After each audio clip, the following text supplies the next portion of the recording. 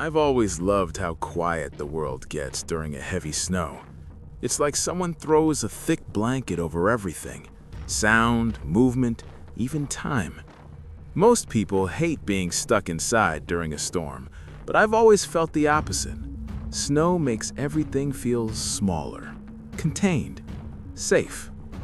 At least, that's what I used to think. This happened 2 winters ago, right after New Year's. I was home from college, staying at my parents' house. They live in a semi-rural neighborhood. Big lots, long driveways, and woods stretching out behind most of the properties. It's not the middle of nowhere, but at night, especially in winter, it feels like it. A storm rolled in late one Friday. By midnight, it was coming down hard. The kind of snow that swallows streetlights and makes the sky glow faintly orange. I couldn't sleep, so around 1 a.m., I threw on my boots and coat and stepped outside. The silence hit me immediately. No cars, no wind, just that soft, constant hiss of falling snow. I started walking down the road, not really thinking much of it. I'd done late-night snow walks before. There's something addictive about being the only person out there, leaving the first set of footprints in untouched snow. After about 10 minutes, I realized something that made me slow down. There was already a set of footprints ahead of me.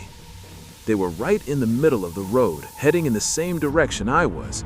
They looked fresh, sharp edges, not filled in yet, which didn't make sense. I hadn't seen anyone outside.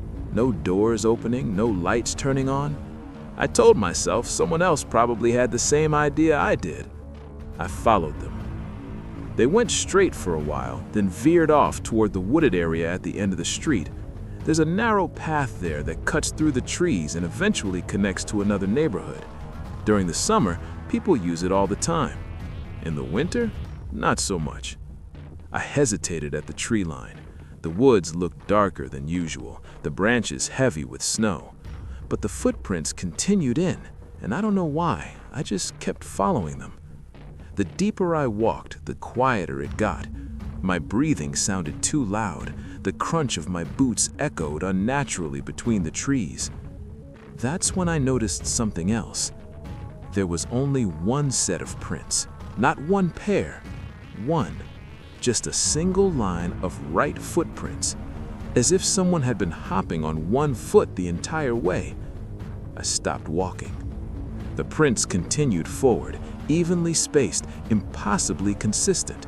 No drag marks, no sign of someone stumbling, just one foot, over and over, disappearing deeper into the woods.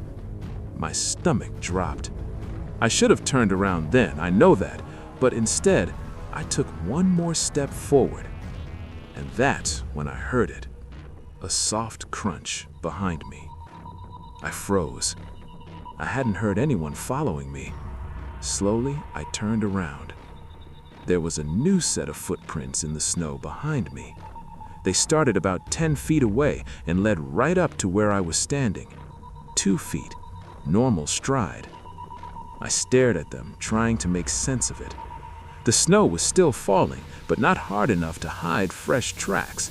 There was no way I would have missed someone walking up behind me. The woods were completely still. "Hello?" I called out, instantly regretting it. No response. Then, from somewhere to my left, deeper in the trees, I heard a single hop. A heavy one, like someone landing from a small jump. I turned toward the sound, and through the trees, I saw a figure. It was too dark to make out details, but I could see the outline clearly against the white snow. Tall, thin, standing unnaturally straight. And it was balancing on one leg. The other leg was bent backward at an angle that didn't look comfortable or possible. It wasn't moving, just standing there, facing me. I took a slow step back. The crunch beneath my boots sounded like a gunshot in the silence. The figure tilted slightly, like it was adjusting its balance. Then, it hopped once. Closer. I didn't wait for a second hop. I turned and ran. Branches slapped against my arms and face as I tore back toward the street. I could hear it behind me now, not running, not walking, hopping. Each impact thudded into the snow with disturbing force, spaced out but gaining on me. I burst out of the tree line and onto the road, nearly slipping. I didn't look back until I was halfway down the street. The woods were empty. No figure, no movement, just falling snow. I bent over, trying to catch my breath, and that's when I noticed something that made my blood go cold. The road, once covered in my footprints leading away from my house, was completely untouched. No tracks, not mine, not anyone's. The snow was smooth and perfect, stretching in both directions, like no one had walked there at all. I don't remember getting back inside. I just remember locking every door and window and sitting on my bedroom floor until morning. When the sun came up, I forced myself to look outside. The street was covered in snow, but there were fresh plow marks now, tire tracks, evidence of the real world returning. I almost convinced myself I'd imagined the whole thing, until I checked the bottom of my boots.